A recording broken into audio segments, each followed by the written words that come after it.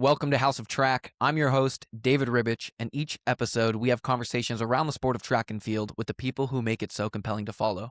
At House of Track, we're focused on the people who make this sport so great and creating a space of connection within the track and field community. Wherever you're listening from, we're glad you're here, and if you enjoy the episode, consider leaving a review and following us on socials at houseoftrack.hot.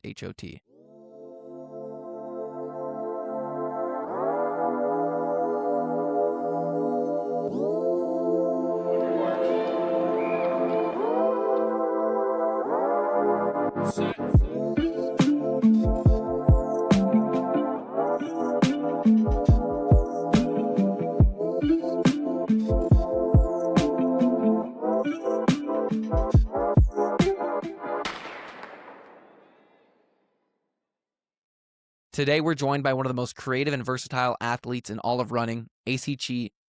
I'm going to start it again. See, look at this. I said, I was like, I haven't messed one up, and here we are doing This the is third part. great. I hope we keep these, man. This is We'll really keep fun. all of them. Yeah, we'll no cuts.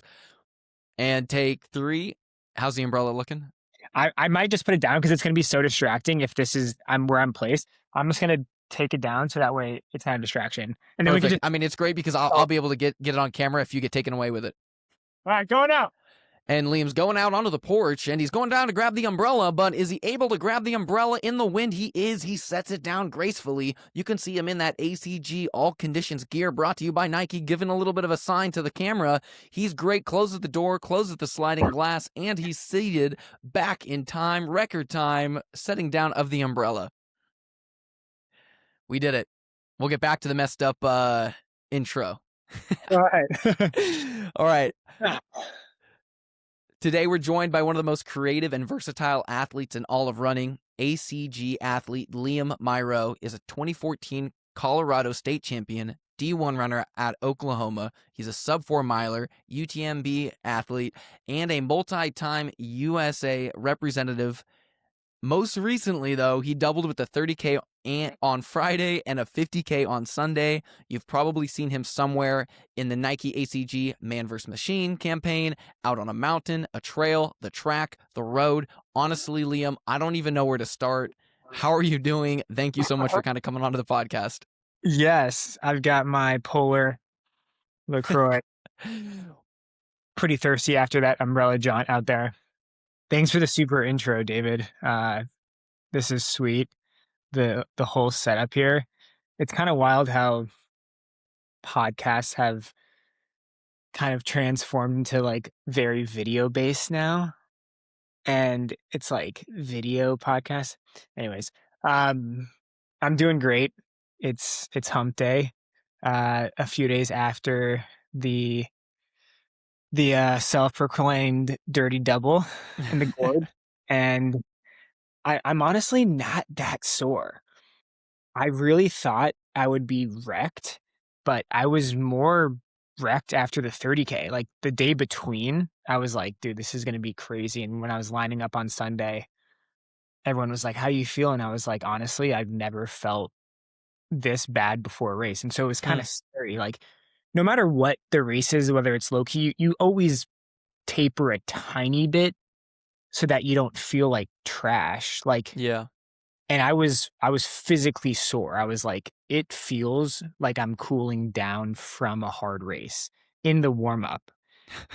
So how do you warm up for a 30K?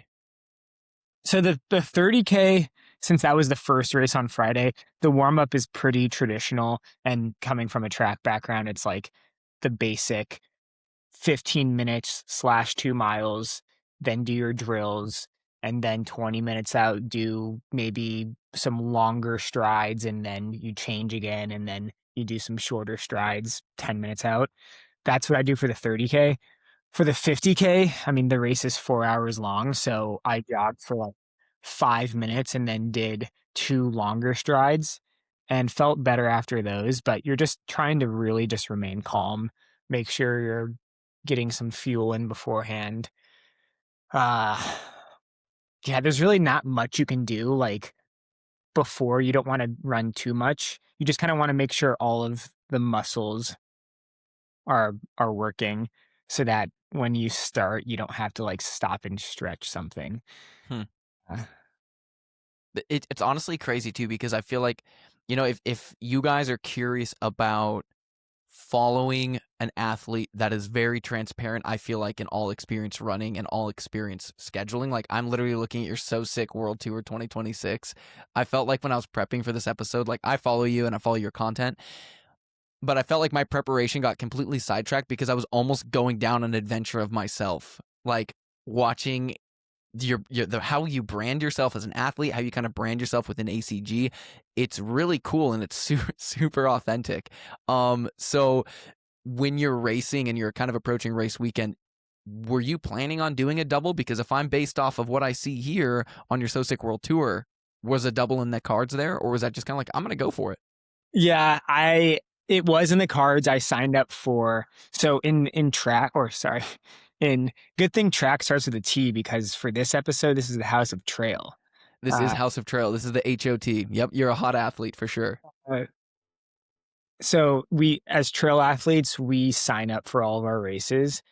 Uh, like every race is uh accessible to everyone except for like three, and that's like the World Championships, the UTMB final, and like the Golden Trail final. Everything else is like either lottery based or just sign up until registration fills up, which is typically within a day for some of these big races like Gorge. It's sold out in a day, and it's just you Hmm. got it on your hotkeys on Ultra sign up. So I did sign up for the 30K and 50K double months ago because I just wanted to put on for my local race and my community. I wasn't giving it much thought past the just like I'm gonna race twice if it works out. The 30K was first, so I wasn't thinking about the 50K too much. Um, and I also wasn't putting it out to the world. People knew was signed up for both because all of registration for Hmm. trails is fully transparent, so you can see the start lists in real time as people register, which is a little bit different than the track world, I Yeah, guess. that's cool. Um, but want to. I didn't make a post on Saturday or even a story about like I'm coming back because I didn't want to put that pressure on myself. So I kind of liked flying under the radar, and then Hmm. obviously when I showed up to the start line, people knew I was coming back for it. Um, and then that's where I like to get into it. So Saturday was low key. In my mind, I knew I was always going to do the double, unless I got some injury on Friday. But Hmm. yeah, That's interesting. Is there like like obviously you kind of got to like you're saying hotkey because they sell out so quick just to be able to get on the start line yourself. But is there any race in which you see a competitor signed up and you're like, "Ooh, I want to kind of go there," or is trail a little bit different from like a head-to-head matchup perspective? I would say it's almost like the opposite. Like people avoid. There's like there's so many races to choose from and so many different types of terrain, whether it's like runnable courses or more techie courses. And this is just within the US, races that are at altitude versus sea level. And so you choose races that most likely you have the best shot at. Mm, However, that like route narrows when you sign up for the really competitive races because you can't avoid people then. So that's like the US championships. That's some of the UTMB major races. That's the Broken Arrow Sky Race that UCG is sponsoring in June. Those races everyone shows up at. So it's basically a US based Diamond League meet. mm, And yeah, there's no hiding there. But sometimes, you can sign up for a race that maybe has a prize purse and is like mid tier, and you could look at the start list and you're like pretty confident, like I'm gonna win this. Um, but I've learned to never really like you never really underestimate anyone because you never know where anyone's at. It's a little bit less black and white than track. That like someone could just have some crazy day. The course could really tailor them. They could be on a hot streak, whatever it may be. So yeah, you never really want to let your guard down, even if it is a low key race, because some mm. people show up and you get got. You get got. Well, I mean, I'm sure there's some people that got with you signing up even for the half marathon Shamrock run. I was like, my wife was getting ready for the 5K, and I'm like, that's Liam finishing strong for the half. Yeah. Um, what I find so fascinating about you as an athlete is, and one of the reasons that I wanted to bring you on, you're right, like this is House of Track technically. My ambitions with this is to just grow it into a space in which there is a level of um connectivity to athletes that are super creative, whether they do track, whether they do basketball, whatever it is. Like, I think that what I find so fascinating here is, yeah, track and field is kind of like my starting entry point to it, but it's also kind of a starting point for a lot of people. A lot of people go through track and field. It's one of the most participated sports, if not the most participated sport in youth athletics. And I think that with the nature of the sport and the exposure of the sport, it feels very linear, where you're a high school track athlete, you go to college and you're a college track athlete, and then you either retire or you become a professional track athlete. And I think what's so cool about your journey is you took every path, whether it's pavement, trail, dirt, or cinder, to kind of not find your lane, but kind of own your space. And you've ran sub 4 minutes in the mile. You were Colorado state champion. You kind of have checked a lot of these boxes. So I want to hear, I just want to listen, man. I want to hear your story of just kind of like how, like, I'm literally kind of geeking a little bit on just where you are now, because even when we chatted briefly, I think we went on one run together at Nike. Um, Yeah. it's like the 3 years from that, you're a totally different athlete. And so kind of I would love to hear about your story and journey as an athlete, because then I have some follow-ups. Yeah, I mean, it's really, I reflect on the origin story, which started in high school for me. And I mean, I guess as a runner, it started in elementary school as just running the turkey trot and the PE mile. I remember in elementary school, so like first through fifth grade, you went to PE class in the same clothes that you wore to school, right?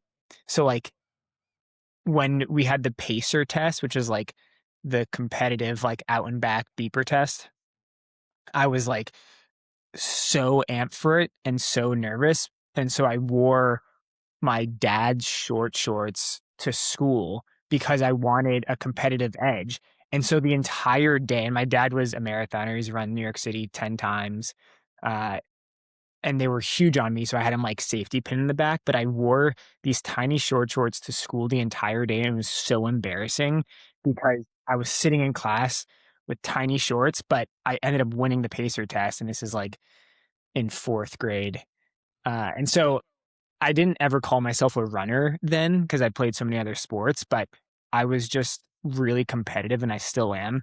And, fast forward 20 years later now, I choose running for a lot of reasons. There's the therapeutic reasons. I just am very passionate about it, but it's my outlet to be competitive, and it's the best shot I have at winning. And that's just like the competition side of me, like speaking in that regard. Like if I could be a professional basketball player or snowboarder, uh, I'd probably do that, but I don't have a great shot at winning in those. And so I think running is the most pure sport for just raw competition, Yeah. raw contest. And so that has always been like a very big pull factor for me in the sport. And if you look at all of the layers of my career and my life, that has always inspired me. And that seems like, I guess, kind of counter to this like whole creative side as well. But when you like really dig deep and like look at my inner workings, it's like I'm super competitive, and I like to showcase that through running. I don't know if I answered your question at all, You did it? did. No, you did. You did. Actually, no, I need you to start over. I need you to go back to the very beginning. No. I think what's so cool about trail running in the last couple of years is it's picked up steam from a consumer perspective, and that's only elevated it further for competitive athletes to have better platforms, and also, I think, become more competitive amongst themselves. Mm. And I think that for you as a creative, what's really cool is I don't see like a level of like insecurity with creatives because running is so, like you're saying, and track and field is so black and white.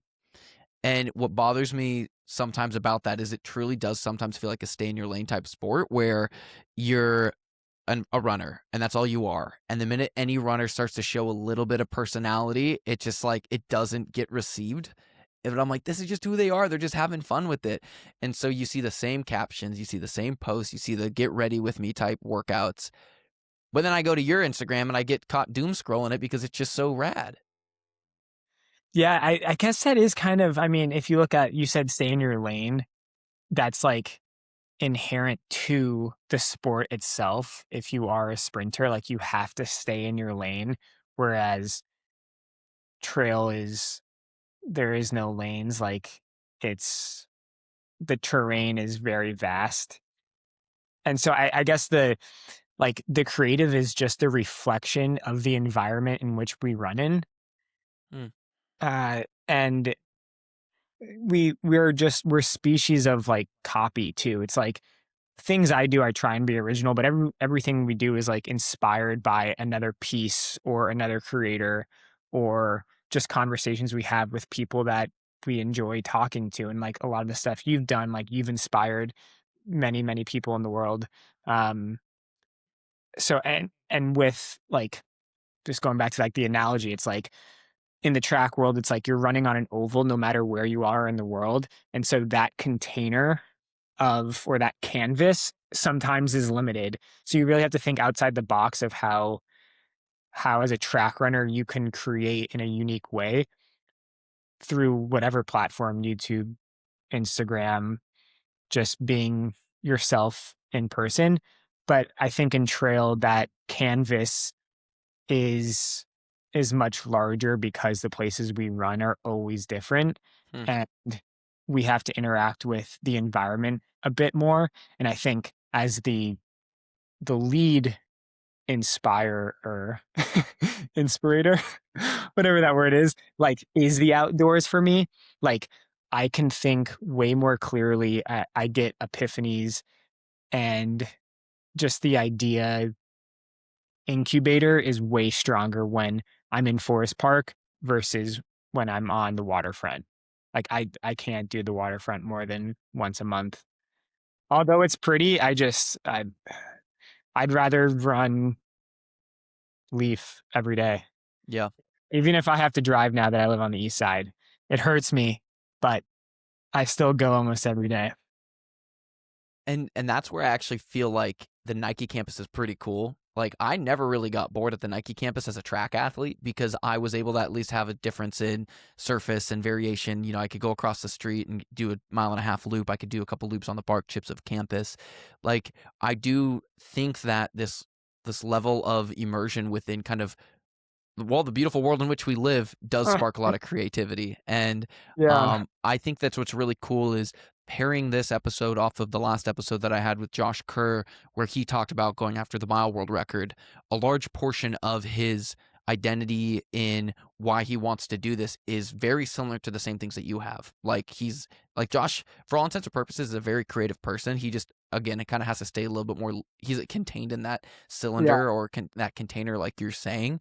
But he made mention of he's like, I'm just curious how fast I can go. You know, I'm like curious how much better I can be of my competitors. I'm competitive against those athletes in their own right. So for you, are you able to kind of find levels of curiosity with yourself as an athlete and a creative in this space of trail running because it is such a wide canvas of like varying degrees?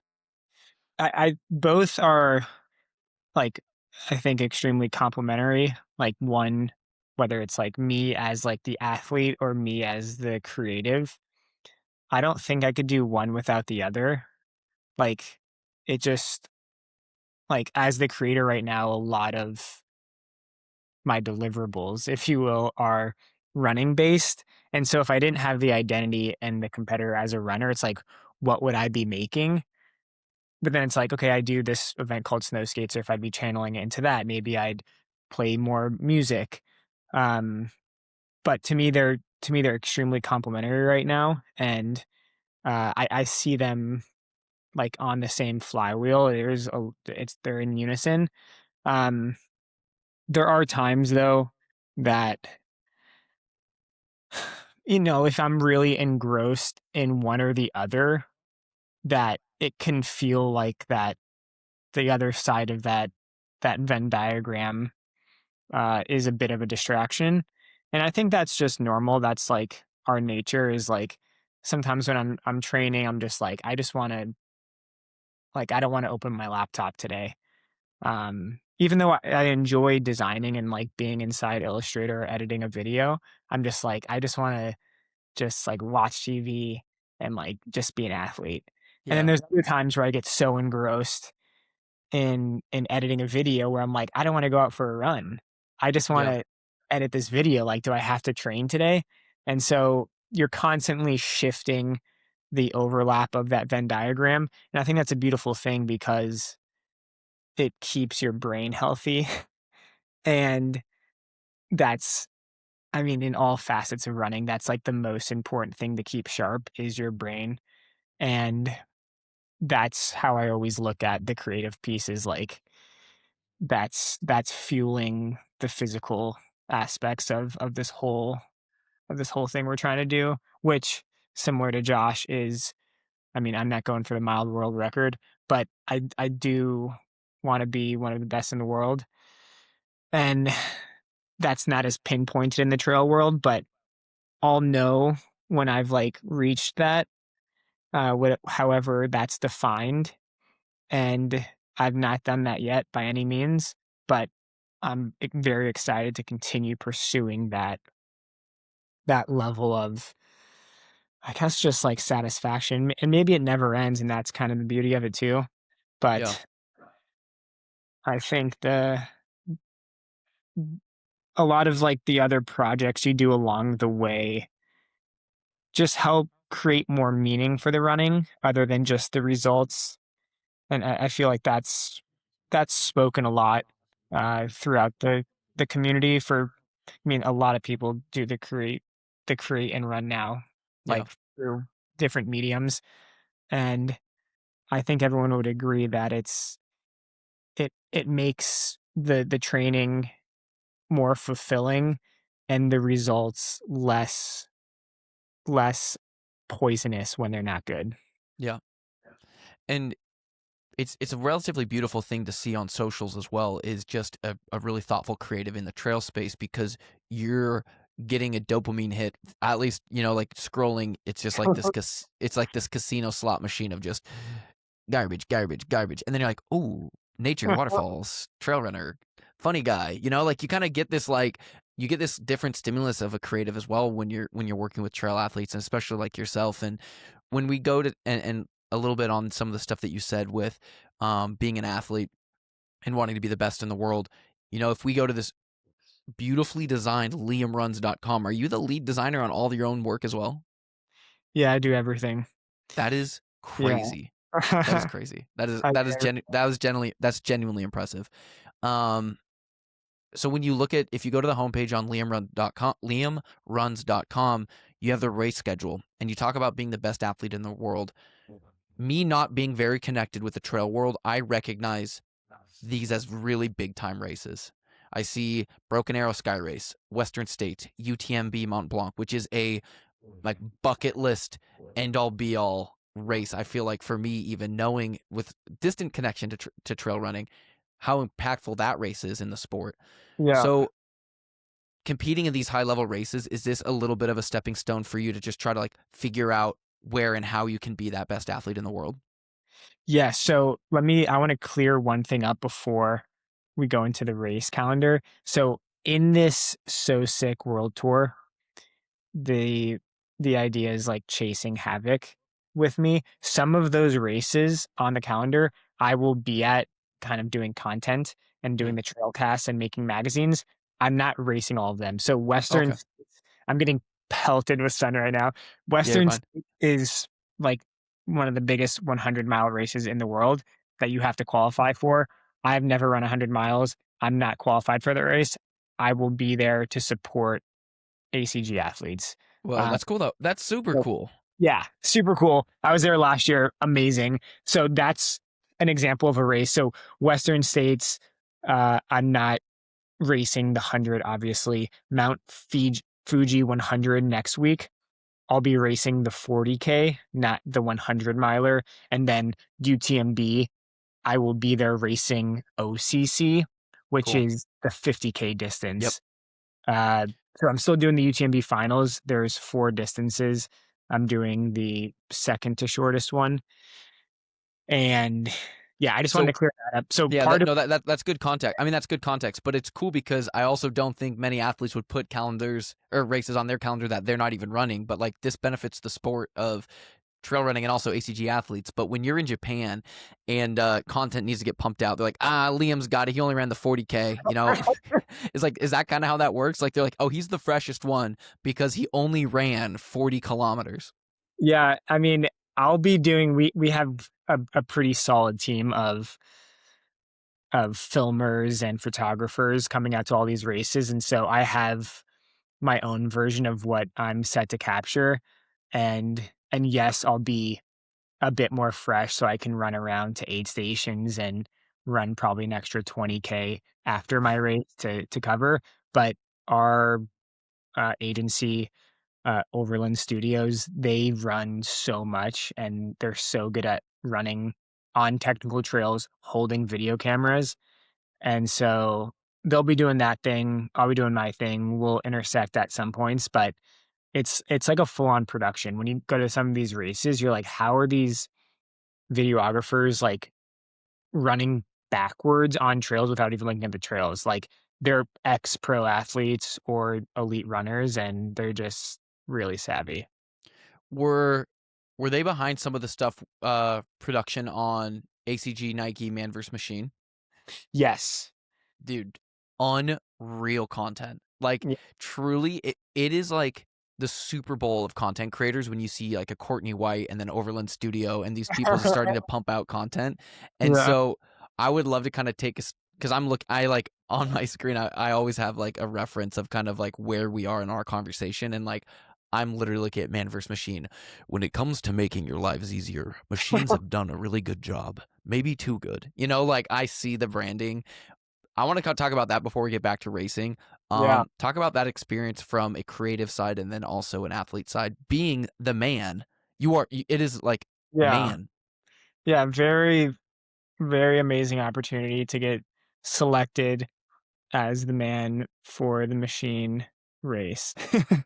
I mean, wow, I had no idea what I was getting myself into. I've never been to any sort of race car environment, and the demographic there and like the energy is like it's like watching Formula 1 on Netflix. Or I Yeah, had watched the Brad Pitt Formula 1 movie yeah. on plane ride to Montana, where I was coming back Wow. from New Zealand the week before I watched it there. Just to And prepare.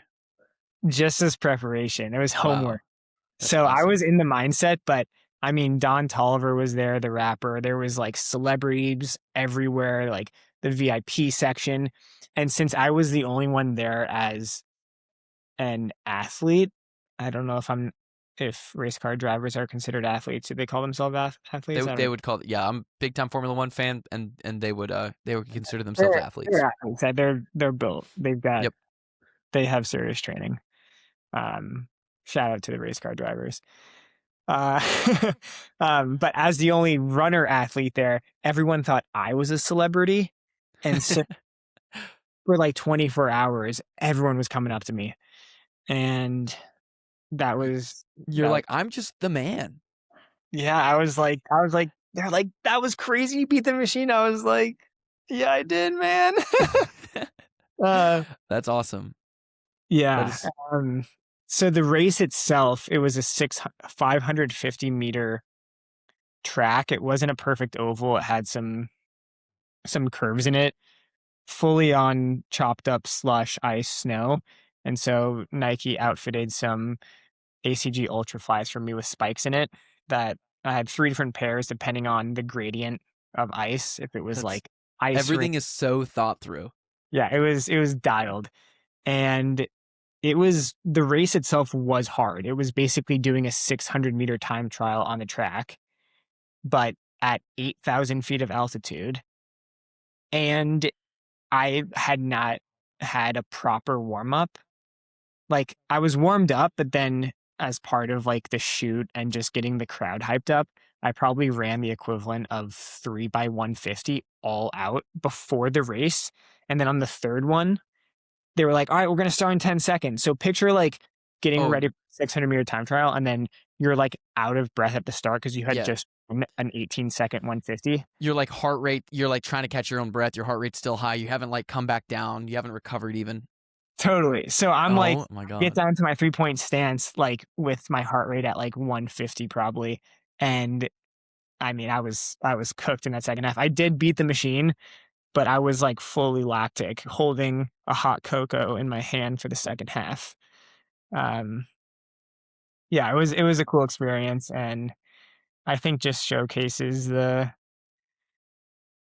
versatility of ACG and what we're trying to do in the world with being wild. Are a lot of the team members that you work with through ACG also trail runners in themselves or Yes. outdoor enthusiasts? Yeah, totally. I mean, we had a handful of Nike employees run or race at Gorge. I mean, the graphic designer for ACG footwear got second in the 100K, Wow. brought home $7,000 from the race. Uh, that's Liz Hogan. We had Zach, who's the brand manager for APLA for ACG. He ran the 100K. Todd Simpson ran the 100K, was, I think, 15th place. And he's like the head of global sales for ACG. So, like, Hmm.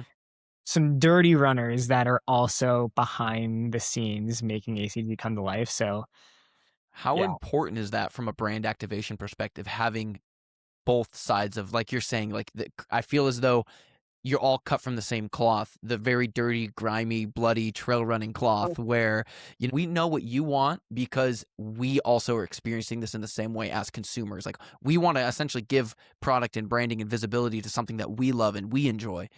I feel like that adds tremendous amount of leverage. Yeah, I mean, they're the chefs and they eat their own food. They're not the chefs who are Hmm. ordering takeout, and they're making food for the consumer and they're eating that in the kitchen. So they can speak the language. They're serving up what they're making for their family. So it's all together.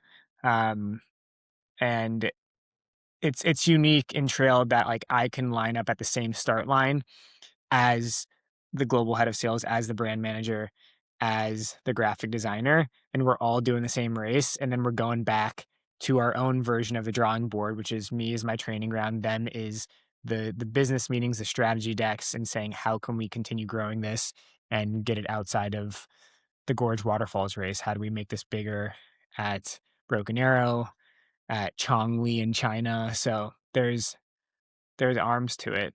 Yeah. And yeah, this is just the beginning on that That front. So, it's truly remarkable to even see just like in the way in which ACG's branding and your branding kind of come out. And when I look at your carousels of like man versus machine, there's like a digital magazine, but they're also physical, right? yes. So do you print those yourself? Is that something that's more of like an ACG initiative, or where is that? So I'm using just an online print company. And so you get it all set up. Like Yeah. I make the whole thing in Illustrator and then pop it into InDesign, and then you're making the PDF, and then you're dropping the PDF in, they send you the proof. The whole print process is nuts. I Yeah, love I I work on a team of multiple creatives that work monthly for a magazine, and the fact that I can kind of look through your content and see that you are not only your own videographer and video editor, you're also your own social media manager, you're also your own writer, designer. You're a full production house for a communications team, all in one, while also balancing that of an athlete. Yeah, I guess so. I And mean, I'm not trying to make a podcast where I just glaze you. Actually, ACG contacted me and said, you need to let Liam know how big of an asset he is to our team. Because I, from a athlete and creative side, can see how big of an asset you are. It's so cool. This is the mag. This is oh, you went to go grab it. Okay, I didn't know if I offended you, and that's why you left. So yeah, for those that are watching this, now is the time to look back at your phones. But like, how do you build this out? Does it just kind of come naturally to you to where you can see it in your head or vision? Do you go for another run to kind of pull those pages together? Yeah, that's a great question. I mean, so this magazine and the previous one, like I'm racing, and so I'm not also taking all of the photographs. So I'm handed some amazing assets. So this one, uh, photos were from Courtney White and Fred Huxham, and so I have some phenomenal stills to choose from, which is of great help. Yeah. Uh, because I get to curate what they look like and frame them down. Um, and so that's for as a magazine, that's like a big part of it is like where is the imagery coming from? So this past weekend at Gorge, I didn't race on Saturday, but I still like drove back out there and like got shots of the 100K. So in the next issue, the Gorge issue, I've some of the photos are mine, some are from Mike McMonagle, and some are from Tom Dills. So it's a collaboration effort. But as far as the design and the layout and the stories and the writing, um, I'm doing that piece, and it's just like,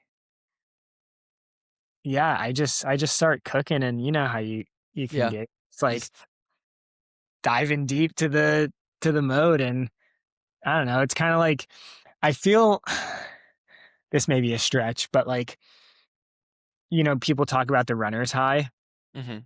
and then like as an experienced runner, you like no longer get the runner's high. You're like, haha, that like must be nice to like get the runner's high. It's like I'm too fit for that. But I think as a designer, which like I'd like never even really describe myself as like a designer, but like I do design a lot of stuff. Um, I would be like a middle of the packer, you know, as Mhm. a trail reference. Um, and so I still get that designer's high. Mm. Because And you make something and you're like, oh my god, this is sick. yeah, like while I'm making it though, like I'm like just really enjoying the process. Whereas I think as a Mm. runner, like a lot of the times we're running to check a box, Yeah. unfortunately. Like especially a workout. It's like we're doing it because we know this workout's gonna make us better. It's really hard for us to enjoy every Hmm. second of that process because like we know we tell ourselves workouts are fun, but like are they really? It's like Yeah. it'd be much more fun if like all of our training was just like enjoyable runs with like the occasional strides. However, another reason why trail is fun is because some of these workouts you do like are truly enjoyable, and that's in part because you're in nature. But I'll do some really hard workouts and like they're kind of fun versus doing tempo repeats or something where it's kind of Five by not. 1 mile at 5:15 with 90 seconds rest. You're like, oh, here we go again. Another Yeah. Tuesday. Yeah, and that's when like teammates are really important, but I do a lot of my training for trail solo, and I don't mind it. Like I really don't mind it because everything's time based, or sorry, everything is, yeah, time based versus pace based. And so you're going off feel, and you don't need to hit these like crazy splits where like you really need a teammate pulling you along. And I find when I do stuff solo, I can really fine tune what I need on that day. So, I think you said something really cool with the runner's high because I feel like my most vivid and my favorite memories of me as an athlete when I was like competing was when I had those like out of body experiences where I'm like, it was just like a free flow. I was like literally in flow state. Like I felt unbeatable. I won the race. Like I just felt like like everything was perfect. Every moment was perfect. And I've never considered that crossing over to more of like the professional life. Because I think that if you could kind of like if you could enter the professional space with that same curiosity as you would enter in a race, like how am I going to do today? You mhm. know, um, I think that's really important as a creative because not every single race, not everything single thing that you make has to be this like perfect personal best. you can experiment in different ways, try different race tactics, try different creative tactics. And I think that there were a lot of parallels with being a successful athlete and being a successful creative. Um, Especially if you approach both with curiosity and genuine like excitement in your own work. Like if you're not having fun creating or you're not having fun running, like it's not, neither of those two things are enjoyable. Not having fun creating is so painful because you're like, oh my gosh, I just have to do this thing and it's not working. You're having writer's block, you're having mental block. But yeah, if you're in a flow state and you're curious and you're having fun with it, I feel like it does really come naturally. Yes. So Yeah. where, what's up? I said very well said, dude. Where does that start for you? Does that start on a run? Does that start with an idea? When you say like you'll have an epiphany, like how much of the long lasting impressions that you leave in the sport come from an epiphany? Mm.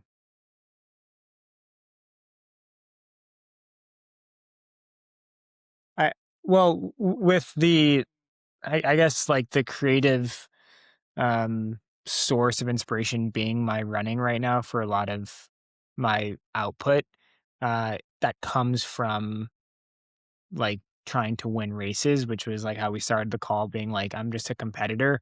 And so I think way far out of like, okay, I'm running OCC. How do I set myself up to run the best race at OCC as possible? And I qualified for that race. Basically, like when I will run that in August, it'll be like a year since when I qualified. So I've had a ton of time to visualize what it's going to be like to race there. And so with that, I think about like, how do I want to story tell the entire journey to UTMB and at the same time amplify my sponsors and just share the story in a way that's so sick. So that's kind of how the so sick like Hmm. idol was born. Obviously people say that when you show them something It's cool. so sick. It's so sick. And so I was like, I did some research and no one had ever named anything that.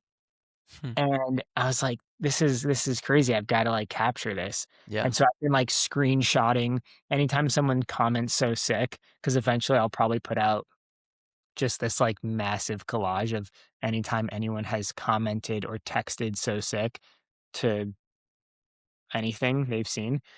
Yeah. I was like so sick tour. I was like, I want to make a movie. I want to make a film that is like produced by the athletes. Hmm. So it's really raw. And so the one of the themes for this entire So Sick World Tour is to like to bottle the energy from these races and from the camaraderie of the trail world in real time. And so that's why I produce like this magazine on Monday. And I didn't take like in a perfect world, it'd be like a month-long process to Yeah. like write these stories, but it's this next one will be 24 pages, so almost twice the length of this last one, Yeah. but I did it all in one day after the double because I wanted to just to get it out, like, while it was still fresh, and whether it's perfect or not, obviously, there's Yeah. hopefully no typos in it, but Yeah. just like the few interviews I did in the magazine, obviously the photos, just like that energy, I think, to have that printed, I think you'll be able to feel that it was in real time and it'll bring you back to that moment, whether you were there or not versus and this is no disrespect to like magazines that take a long time for production, but you'll see that it was made quickly, um, like in a polished way, but Hmm. still like this took the energy from the weekend, stamped it, sealed it, and delivered it, and now we're on to the next one. And that's kind of how I just orchestrate my life as well. It's like I've got my hands in a bunch of different places, and I'm always moving on to the next thing. And with this world tour, there's no time to like be working on the Gorge magazine when I'm in Japan next week because I'll be at a Rizo print studio in Tokyo making the next iteration live in Tokyo at a risograph printer with soy-based ink. It's gonna be so sick. Um, Bro. It is gonna be. You're using your own tagline. It's gonna be so sick. uh, so yeah, I get it out, and that gives me energy, and just yeah, on to the next one. So Okay, I think so. Being an athlete, I was very one track mind, no pun intended with that. But it was like me being an athlete, I was like, running, running, running. I'm physically tired. I also I get bored very easy. I think you and I are very similar too, cut from that same crusty cloth that's hanging up on a flagpole that I failed to really tie back into my old metaphors. But I think we're cut from the same cloth where we like that mental stimulus of being creative and expressing ourselves in those ways. And I when I stopped running, I kind of went full stop running straight into creative. And then mhm. I completely overestimated, or sorry, I completely underestimated how difficult it is to be a creative, and also how mentally tiring that is. I had this ego where I'm like, oh, Matt, oh, my life's hard. I'm running. You don't know how tired I am. Dude, I come home from work sometimes and I'm like, how am I this tired? I took 20 steps, but I'm I use my brain all day. Totally. And so, question Yeah. for you off of this Gorge weekend, now that you're kind of 48 hours recovered, what's more difficult? 80 kilometers of racing or 80 hours of post production to get all this out? Yeah. Well, How the heck do you have time to talk to me on a podcast? yeah. I mean, I still think I have it. I have it pretty good, man. I mean, I'm doing I'm doing all the things I want to do, so I've got time. I don't have kids. I don't have any pets. Those are the true time Mm-hmm. takers. And so I'm running and I'm designing and I'm talking to you. Of course, I'm going to put this on the schedule as soon as possible. Yeah, Uh, that's why we did Wednesday though, because I know I needed Monday, Tuesday to fair give them, enough. Zeno. Yeah, I'm actually pissed. So We had to wait for Hump Day. We had to wait for yeah, Tax Day. That's we had to really wait for tax day. We got our tax. Oh my God, is that today? yeah. I'm just kidding. I'm kidding. I'm good. Yeah, I don't know what taxes are. So Um, there, yeah.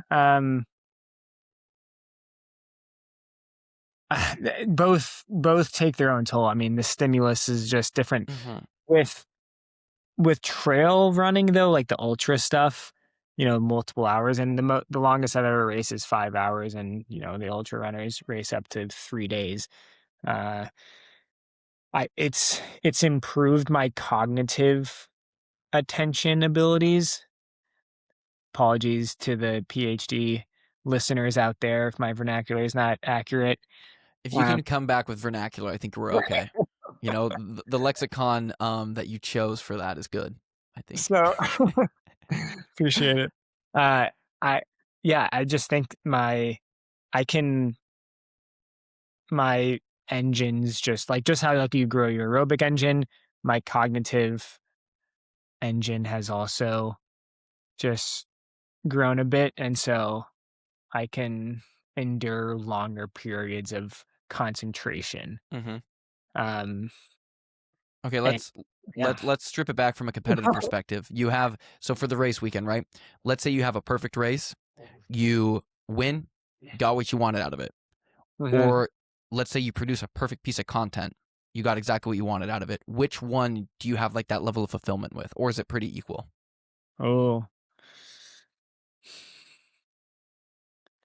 I don't think I've produced anything on the well, I the let me gather my thoughts here, David. I think when the So Sick World Tour is over, I'm gonna be extremely proud of the entire production and everyone involved. This will be I've just basically hit one of 10 events. There will be 10 magazines Hmm. created over the next 4 months.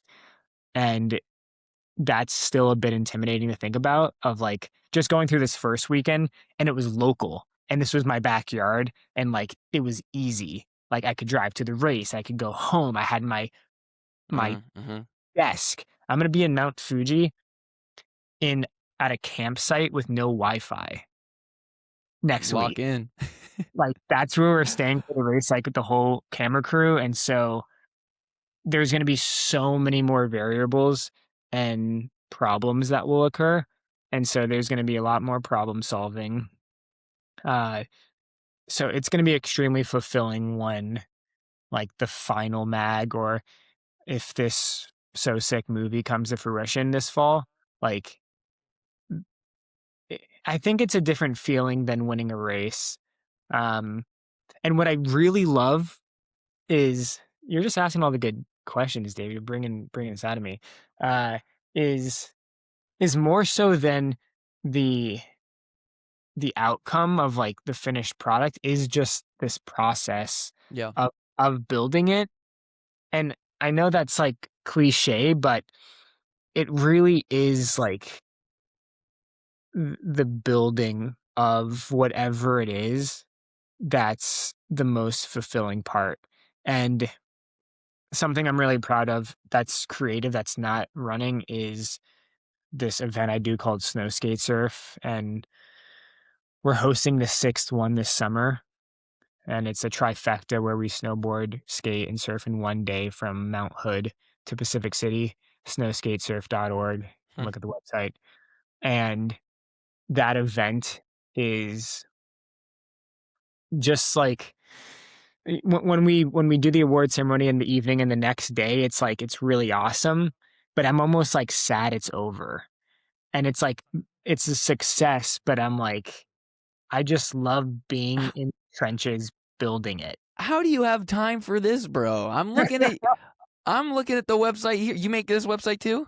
Yeah. I That am what the actual heck? I don't do explicits on there, but there's a holy cats, dude. This is crazy.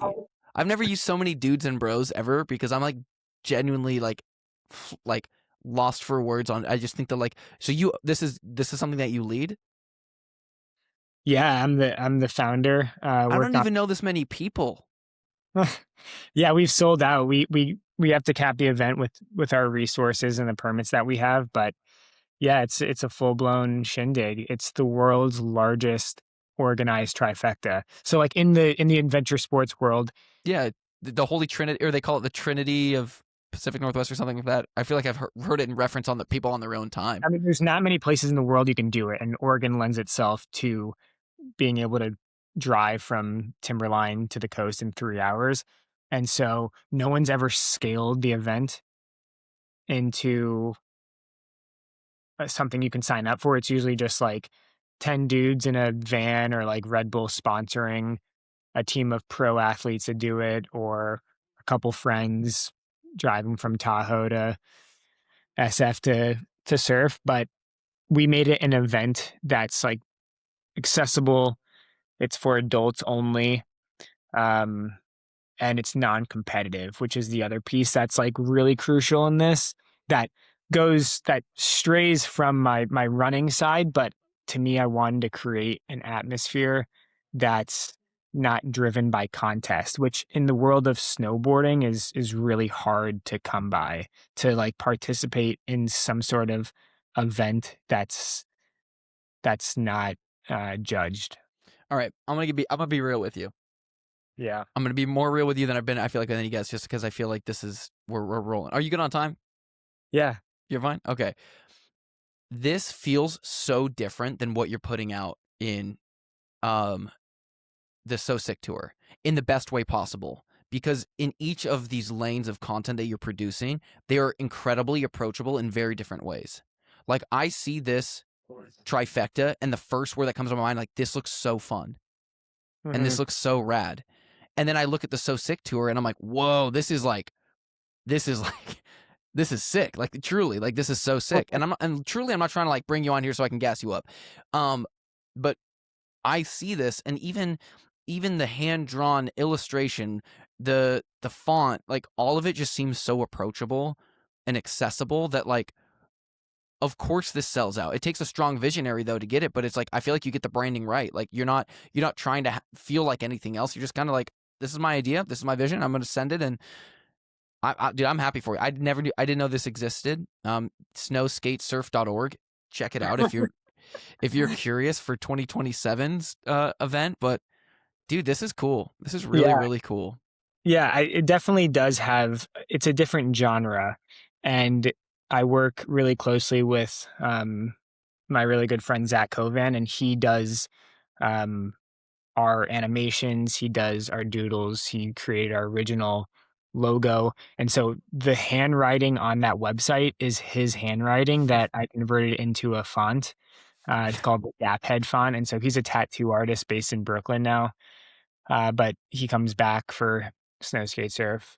Um, Well, I'm gonna put you on the spot even further because I had it up and I'm gonna reload it because I left it to go to where I am. Let me find it again. Um, so what's your degree in, Liam? Human resources management.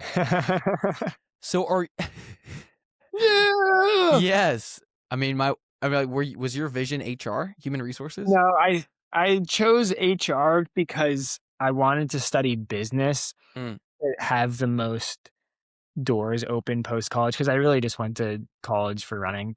yep. And I chose business degree and I chose HR because it was the least math oriented business degree. Like you could take one fewer math class, and instead I took another year of Spanish. And then I found myself with an HR. But I think like I always love the aspect of HR because I consider myself a connector of people, and HR just has the word human in it. And I just thought that sounded cool. So It it's not much does. more than that, honestly. I mean, yeah, my wife's in HR, so I can't knock it. I'm on the inside over here as well, so I can't to say anything about it. But um, I think a human connector is really important. And like we did a strengths finder at my work. I can't even remember what the test we did, but one of my top 5 attributes, I think it's number 2. It was literally woo, and I'm the only one that has it. WOO, and that means winning others over. Like I love this aspect of like what makes somebody tick in like the right way. Like what makes like why are people the way that they are, and like how can we relate and how can we grow and how can we learn from each other. And so, um, you being a self-taught creative is crazy. I think because the product that you're putting out, I would have assumed when I was like scrolling through your LinkedIn, I was like, oh, he's gonna have like a really strong history of like I don't know, maybe he went to Academy of Arts in San Francisco or something. But Thanks, here we man. are. Yeah. Yeah, it's all self. I mean, obviously there's been people along the way who have like I've sat down with and have learned from, but yeah, a lot of YouTube, a lot of just trial and error. And yeah, I mean, I'm fortunate enough to just like, I mean, being in Portland and being close to Nike, it's like you can tap into some like serious creatives and have conversations. And this new world we live in, it's so easy to just scroll and get inspired. Um, but I think it's one thing to have the ideas and then another thing to execute on them. For So sure. I take the execution part seriously in all facets, whether it's like the snow skate surf, my running, or the creative part. It's like I have the idea, but like I I'm pretty good at like making it happen. You're putting me Like on the spot because one of my other strengths was ideation, and then one of my least favorite was execution. that.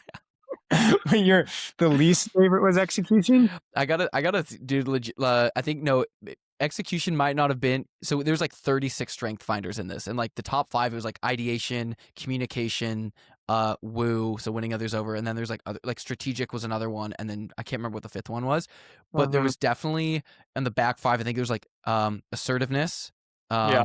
deliberate, like those weren't really strong suits, and for me, it's like. Because I like winning others over, like I'm not a huge conflict management kind of guy. Like I'm a big feels guy, so like hurting feelings, like I never want people to take like it personal because it truly isn't. It's like we're just on a shared journey, shared vision with this.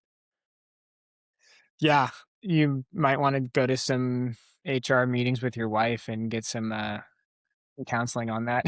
I'm just kidding, David. Yeah, Well, I'm That's probably that's the hard HR part. where I work is probably listening to this right now. They're like, we got him. Yeah. No, But it's always hard. I mean, and especially in the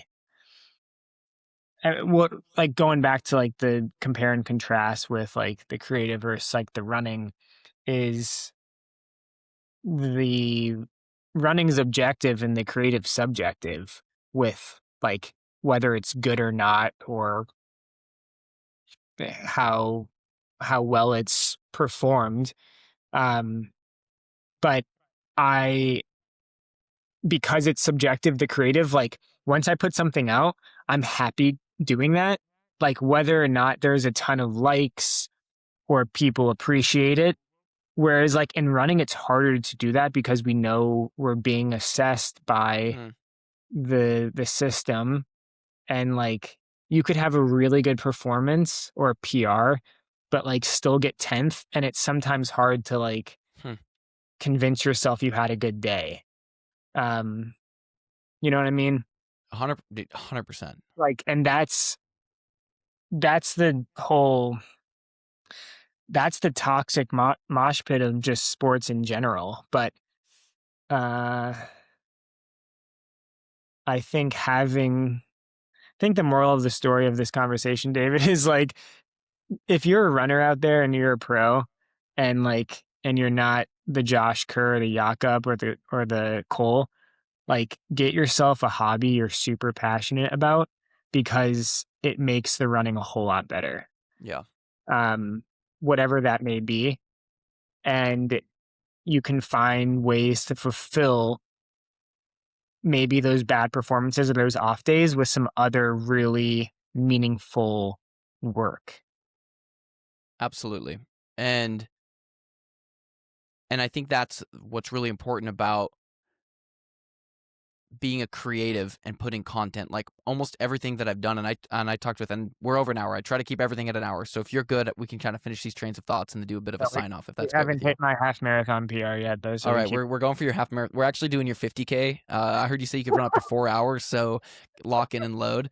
But um, it's like I felt as though my personal bests were for me, kind of like what you're saying. Like I wanted those marks. I was a competitive athlete. I wanted to win because of me, but I wanted my platform to be grown, and I wanted to use my accolades as a leverage for my own platform to help bring people along.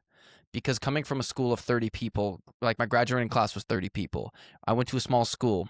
I like the sense of identity and belonging. Like I go back, and when I speak with high schools and especially high school athletes, it's like a big part of mine is like, especially track athletes, because everyone's like, I'm a runner. I'm like, we run, but by no means is like our identity tied to the sport so drastically that this is all we are and who we're going to be. And so for me, like I've always felt as though whether it was podcasting with Josh with Sit and Kick, publishing, like self-publishing through Amazon, Small School Big Dreams, building out House of Track, like there's such a human element that is involved in like bringing people along. And if one kid or one person at any age sees the work that you do or sees the work that I do, and they're like, I'm inspired. And then maybe they get an idea or they get a dream or they get momentum in their own life. Like that is so fulfilling to hear someone be like, dude, that was so sick. You helped me do this. You're like, I never intended for my book to help you do that. I never intended for my magazine to do that. Like that level of connectivity, I think, from being a creative and an athlete is really, really powerful in a sport and in a space like you're saying that is very linear and objective in how good am I here. Yeah. So super powerful. Um, I'll Nice. close off with a little bit of branding here that I think you'll appreciate. And when you say like moral of the story is like with House of Track, um, when I was going through the phases of building this out, it was a platform that I intended to have more human element to it. Like I think a lot of podcasts in the world are great, especially around sports, because we can identify and connect with sports. But I don't want to hear about how fast I ran. I don't want to hear about how fast they ran. At the end of the day, I don't really care about the podium success of it all, because as much as that moves metrics, it moves records, and that's in my opinion relatively it. And so with House of Track, when this was kind of getting built out, like I think that every athlete and every person should have two sides, and especially an athlete. You have your athletic side, exactly like what you're saying. You have your competitor, I want to be the best in the world.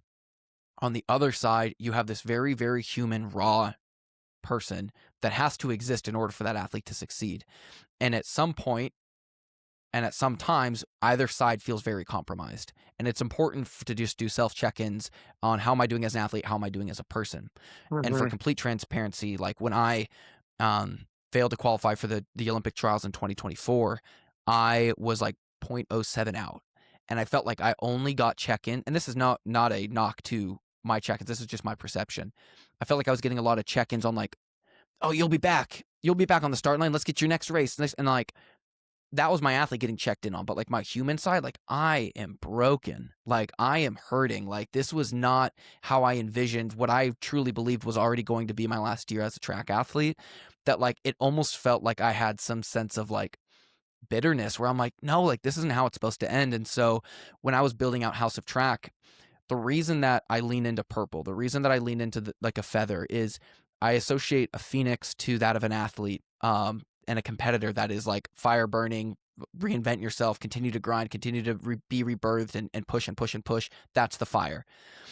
The blue side of that is the heron, which I think is a very calm and methodical, like very patient creature when when they're moving through space, especially when they're hunting or something like that. Yeah. And so when you have a phoenix that is red and a heron that is blue, the natural color, and if you were to overlay, is purple. And so that's where I find like there is a merger that has to exist in order for athletics and humans to coincide. So your level of creativity, I feel like, brings confidence in myself to talk about like where my creative visions are, because I think that's the most extent that I've gone into in all my episodes about what House of Track origin is. So I thank you for that even. Wow. Dude, phenomenal. I feel very privileged to be on this as a guest. And yeah, I haven't had a chance to listen. I want to listen to Josh's episode and all the future ones. This is really solid, man. Yeah, appreciate Yeah, it. it really makes you just kind of think about, yeah, what we're doing is all just like I mean, especially the running stuff. It's just like, yeah, I mean, no one remembers the results. They just remember how you made them feel. And Mm-hmm. I mean, that can be done through results, sure, but Yep. like that's usually done not during the race. Yep. So that's 100%. that's the impetus to what we're doing here, man. Impetus. You use vernacular and impetus, and you're able to pull those ones out. So I think that whatever real grammar people there are out there, I think they're going to be okay. I don't even know if grammar is the right word. We were talking about like some physical things, some doctors. I don't know. But Vocab. anyway, at the end of every episode, though, I love to kind of just give a final shout out to like whatever you have cooking. Obviously, you have so much cooking, but if you kind of wanted to do a sign off on this episode, the floor is yours. Kind of tell people what's going on, where they can find what they need, and then we'll just close it out after that. Totally. Well, we've passed my half marathon PR now, just so you know. Uh yeah, I mean my Instagram is Liam Runs, my website's liamruns.com. I I also coach liamrunscoaching.com. However, I'm not my roster is currently full during the SOSIC World Tour, so hit me back up in the fall at Liam Runs Coaching. And yeah, I mean, reach out if I'm in one of your cities for the World Tour. Um, let's do a fist bump, a hug, or a high five, and yeah, it's gonna be. Pray for more snow, though. Honestly, we need some more snow for snow skate surf this summer. Mm. So climate gods unite. Well, Liam, thank you for coming on to House of Track. This is officially House of Trail, um, and you brought an element to this, and I hope every listener, um, all three of them, can.